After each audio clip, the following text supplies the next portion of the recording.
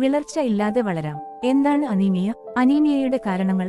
Anaemia ആരിലെല്ലാം വരാം? രക്തത്തിൽ ഹീമോഗ്ലോബിന്റെ അളവ് നിശ്ചിത അനുപാതത്തിൽ നിന്നും കുറയുമ്പോൾ ഉണ്ടാകുന്ന അവസ്ഥയാണ് അനീമിയ അഥവാ വിളർച്ച. പ്രധാനമായും 3 കാരണങ്ങൾ കൊണ്ട് വിളർച്ച ഉണ്ടാകാം. രക്തനഷ്ടം മൂലമുള്ള അനീമിയ, ഹീമോഗ്ലോബിന്റെ ഉൽപാദനം കുറയുന്നത് കാരണമുണ്ടാകുന്ന അനീമിയ, ചുവന്ന രക്താണുക്കളുടെ ഉയർന്ന തോതിലുള്ള വിഘടനം കാരണമുണ്ടാകുന്ന അനീമിയ. ആരെയെല്ലാം അനീമിയ ബാധിക്കാം? എല്ലാ വിഭാഗം ആളുകളിലും അനീമിയ കണ്ടുവരുന്നുവെങ്കിലും പ്രധാനമായും ഗർഭിണികൾ, മുലയൂട്ടുന്ന അമ്മമാർ, കുട്ടികൾ, കൗമാരപ്രായക്കാരായ പെൺകുട്ടികൾ എന്നിവരിലാണ് കൂടുതലായി കണ്ടുവരുന്നത്. അടുത്തത് നമുക്ക് വിളർച്ചയുടെ ലക്ഷണങ്ങളെക്കുറിച്ചും അപകട സാധ്യതയെക്കുറിച്ചും രോഗനിർണയ മാർഗങ്ങളെക്കുറിച്ചും മനസ്സിലാക്കാം. 1. ത്വക്ക്, കണടങ്ങൾ, നാവ്, മോണ, കൈനഖങ്ങൾ എന്നിവ വിളറി കാണപ്പെടുക. 2. ക്ഷീണം, തലവേദന, തലകറക്കം, തളർച്ച, വിശപ്പില്ലായ്മ, മുടികൊഴിച്ചിൽ, അമിതഹൃദയമിടിപ്പ്, ശ്വാസതടസ്സം, ചെറിയ ജോലി ചെയ്യുമ്പോഴും അനുഭവപ്പെടുന്ന കിതപ്പ്. 3. കൈവെള്ളയിലും കാൽവെള്ളയിലും ഉണ്ടാകുന്ന രക്തമില്ലായ്മ. 4. കൈവിരലുകളിലെ മുട്ടുകൾക്കും കൈനഖങ്ങൾക്കും ചുറ്റുമുള്ള ചർമ്മം കറുക്കുക. 5. കാൽപാദങ്ങൾ നീരുവെക്കുക. 6. നഖങ്ങൾ സ്പൂണിന്റെ ആകൃതിയിൽ വളയുക. അടുത്തതായി വിളർച്ച മൂലമുണ്ടാകുന്ന അപകട സാധ്യതകൾ എന്തൊക്കെയെന്ന് മനസ്സിലാക്കാം. കുട്ടികളിൽ പ്രധാനമായും ശരീരഭാരം കുറയുക, ആരോഗ്യമില്ലായ്മ, ബുദ്ധിവികാസം തടയുക, ഓർമ്മശക്തി കുറയുക, പ്രതിരോധശേഷി കുറയുക, ശാരീരിക വളർച്ചയെ പ്രതികൂലമായി ബാധിക്കുക തുടങ്ങിയ പ്രശ്നങ്ങൾ കാണപ്പെടുന്നു.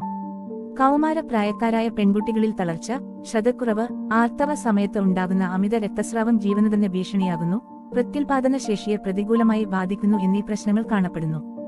ഗർഭിണികളിൽ ഗർഭമലസൽ, അകാല പ്രസവം, ഭാരം കുറഞ്ഞ കുട്ടികളുടെ ജനനം നൽകുന്ന കുട്ടികളിൽ അംഗവൈകല്യം, പ്രസവത്തോട് അനുബന്ധിച്ച് അമിത രക്തസ്രാവം, നവജാത ശിശുമരണം, ചാപിള്ള ജനനം എന്നിങ്ങനെയുള്ള അപകട സാധ്യതകൾ കാണപ്പെടുന്നു.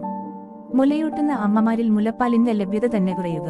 വിളർച്ചാ നിർണയം എങ്ങനെ നടപ്പാക്കാം? രക്തത്തിലെ ഹീമോഗ്ലോബിന്റെ അളവ് പരിശോധിച്ച് വിളർച്ചാ നിർണയം നടത്താവുന്നതാണ്. അടുത്തതായി കേരളത്തിലെ അനീമിയയുടെ തോത് മനസ്സിലാക്കാം. 5ാമത് നാഷണൽ ഫാമിലി ഹെൽത്ത് സർവേ പ്രകാരം കേരളത്തിൽ വിളർച്ചയുടെ തോത് ചുവടെയുള്ള പട്ടികയിൽ നൽകുന്നു. പട്ടിക വിശകലനം ചെയ്ത് വിലയിരുത്തുക. പട്ടികയിൽ നിന്നും കേരളത്തിലെ സ്ത്രീകളിലെയും കുട്ടികളിലെയും വിളർച്ചാ തോത് മനസ്സിലാക്കാം. വിളർച്ചയെ എങ്ങനെ പ്രതിരോധിക്കാം? പോഷണ വൈകല്യം കാരണമുള്ള വിളർച്ച തടയുന്നതിന് ഇരുമ്പ് ധാരാളം അടങ്ങിയ ഭക്ഷണ സാധനങ്ങൾ കഴിക്കേണ്ടതാണ്. ഇറച്ചി, മുട്ട, മത്സ്യം എന്നിവയിൽ അടങ്ങിയിരിക്കുന്ന ഇരുമ്പിന്റെ ഘടകങ്ങൾ ശരീരം വേഗത്തിൽ ആഗിരണം ചെയ്യുന്നു. ധാന്യങ്ങൾ, പയറുവർഗ്ഗങ്ങൾ, ഇലക്കറികൾ, പരിപ്പുവർഗ്ഗങ്ങൾ എന്നിവയിലും ധാരാളം ഇരുമ്പിന്റെ അംശം അടങ്ങിയിരിക്കുന്നു. ഇവയും ഭക്ഷണത്തിൽ ധാരാളമായി ഉൾപ്പെടുത്തണം. ഈ കാര്യങ്ങൾ ശ്രദ്ധിക്കണേ. ഇരുമ്പ് അടങ്ങിയ ഭക്ഷണ പദാർത്ഥങ്ങൾ കഴിക്കുന്നതോടൊപ്പം കാപ്പി, ചായ, കാൽസ്യം എന്നിവ നിർബന്ധമായും ഒഴിവാക്കേണ്ടതും പുളിരസമുള്ള നാരങ്ങ പോലുള്ള പഴവർഗ്ഗങ്ങൾ ഉൾപ്പെടുത്തേണ്ടതുമാണ്. ചികിത്സ.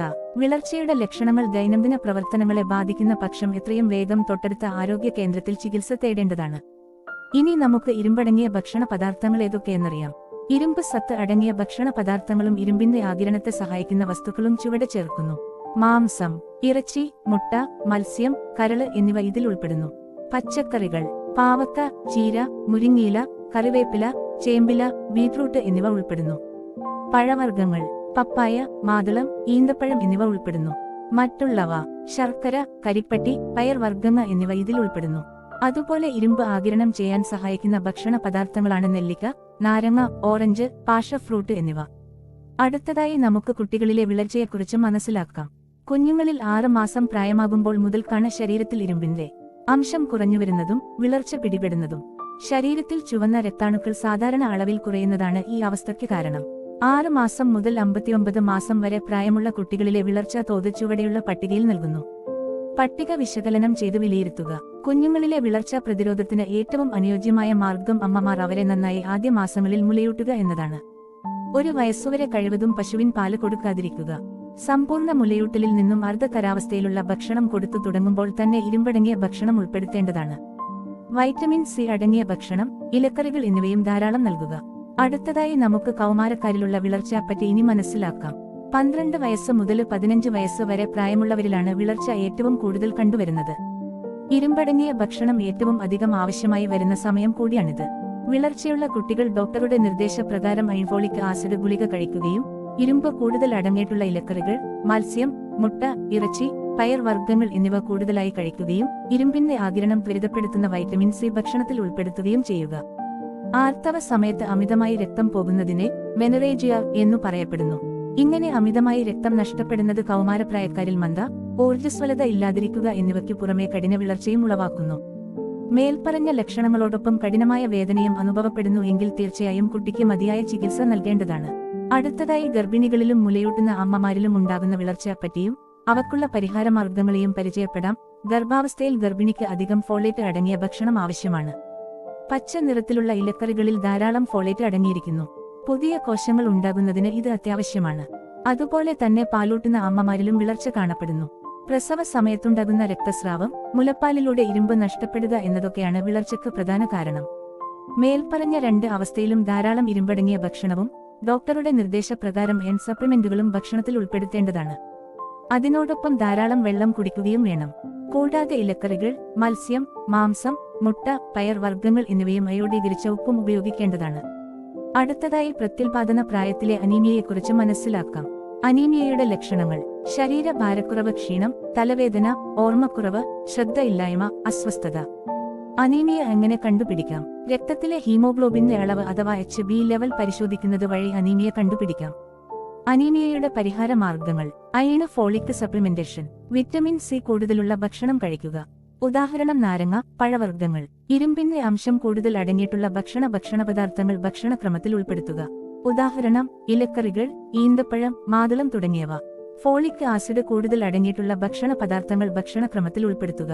ഉദാഹരണം ബീൻസ്, പച്ച നിറത്തിലുള്ള ഇലക്കറികൾ, ഓറഞ്ച് ജ്യൂസ് തുടങ്ങിയവ. 6 മാസത്തിലൊരിക്കൽ വിറയിളക്കുക. അണുബാധ മൂലം ഉണ്ടാകുന്ന വിരശല്യം തടയുന്നതിനായി വ്യക്തിശുചിത്വം, പരിസര ശുചിത്വം പാലിക്കുക. പ്രസവങ്ങൾ തമ്മിലുള്ള അന്തരം കൂട്ടുക. കാലേക്കൂട്ടി അനീമിയ കണ്ടുപിടിക്കുക. അനീമിയ എന്ന അവസ്ഥ 15 വയസ്സിനും 45 വയസ്സിനുമിടയിൽ സാധാരണയായി കണ്ടുവരുന്നു. പ്രായത്തിനനുസരിച്ച് ലക്ഷണങ്ങളും മാറിവരാം. ഈ പ്രായത്തെ പ്രത്യുൽപാദന പ്രായം എന്ന് നിർവചിക്കുമ്പോൾ തന്നെ നമുക്ക് മനസ്സിലാക്കാം എത്രത്തോളം പ്രാധാന്യം അർഹിക്കുന്നു എന്നുള്ളത്. അനീമിയക്ക് കൃത്യമായ പരിഹാരം കാണുന്നതിലൂടെ ഇതുകൊണ്ടുണ്ടാകുന്ന ആരോഗ്യ പ്രശ്നങ്ങൾ കുറയ്ക്കാൻ സാധിക്കുന്നതാണ്. ഇനി അനീമിയ ഉണ്ടാകാനുള്ള കാരണങ്ങൾ മനസ്സിലാക്കാം. ആർത്തവ സമയത്തുണ്ടാകുന്ന അമിത രക്തസ്രാവം, ഭക്ഷണത്തിൽ ആവശ്യമായ ഇരുമ്പിന്റെ പദാർത്ഥങ്ങൾ ഉൾപ്പെടാതിരിക്കുക, വിരശല്യം, അണുബാധ, folic acid, vitamin B12, vitamin B, vitamin C എന്നിവയുടെ അഭാവം മൂലം ഉണ്ടാകുന്ന പോഷണക്കുറവ്. ജനിതക രോഗങ്ങൾ, ഉദാഹരണം അരിവാള രോഗം. അടുത്തടുത്തുള്ള പ്രസവം. അനീമിയ വീട്ടിൽ തന്നെ എങ്ങനെ പരിഹരിക്കാം എന്നതിനെക്കുറിച്ച് മനസ്സിലാക്കാം. ഭക്ഷണ ക്രമീകരണത്തിലൂടെ ഒരു പരിധിവരെ അനീമിയ വീട്ടിൽ തന്നെ പരിഹരിക്കാം. വിറ്റമിൻ സി കൂടുതലുള്ള ഭക്ഷണ പദാർത്ഥങ്ങൾ ഭക്ഷണക്രമത്തിൽ ഉൾപ്പെടുത്തുക. ഉദാഹരണം ഓറഞ്ച്, നാരങ്ങ, നെല്ലിക്ക. ഇരുമ്പിന്റെ അംശം കൂടുതൽ അടങ്ങിയിട്ടുള്ള ഭക്ഷണ പദാർത്ഥങ്ങൾ ഭക്ഷണക്രമത്തിൽ ഉൾപ്പെടുത്തുക. ഉദാഹരണം ഇലക്കറികൾ, പപ്പായ, മാതളം തുടങ്ങിയ പഴവർഗ്ഗങ്ങൾ, ഈന്തപ്പഴം, റാഗി, ശർക്കര എന്നിവ. ഫോളിക് ആസിഡ് കൂടുതൽ ഭക്ഷണത്തിൽ ഉൾപ്പെടുത്തുക. ഉദാഹരണമായി ബീൻസ്, ഓറഞ്ച് ജ്യൂസ് എന്നിവ. ഭക്ഷണത്തിൽ ക്രമാനുസൃതമായി പച്ചക്കറികൾ ഉൾപ്പെടുത്തുക. മൈ പ്ലേറ്റ് എന്ന ആശയത്തിലൂടെ ആവശ്യമായിട്ടുള്ള അന്നജം, മാംസ്യം, കൊഴുപ്പ് എന്നിവ ആനുപാതികമായി ലഭ്യമാക്കുക. ഉണക്കമുന്തിരി, ഈന്തപ്പഴം, ശർക്കര, എള്ള്, അവില് എന്നിവ ഭക്ഷണത്തിൽ ഉൾപ്പെടുത്തുക. മുരിങ്ങയില, ചീര എന്നിവ ചേർത്ത് സ്റ്റഫ്ഡ് ചപ്പാത്തി തയ്യാറാക്കി കഴിക്കുക. വിറയിളക്കുക. സാധാരണ റാഗി കുറുക്ക് കഴിക്കാൻ ബുദ്ധിമുട്ടുള്ളവർക്ക് റാഗി ന്യൂഡിൽസ്, റാഗി പുട്ട്, റാഗി ചപ്പാത്തി, റാഗി കുക്കീസ്, റാഗി പക്കവട എന്നീ രൂപത്തിൽ തയ്യാറാക്കി കൊടുക്കാം. അടുക്കളത്തോട്ടം. വീട്ടിലൊരു അയൺ റിച്ച് അടുക്കളത്തോട്ടം തയ്യാറാക്കുക.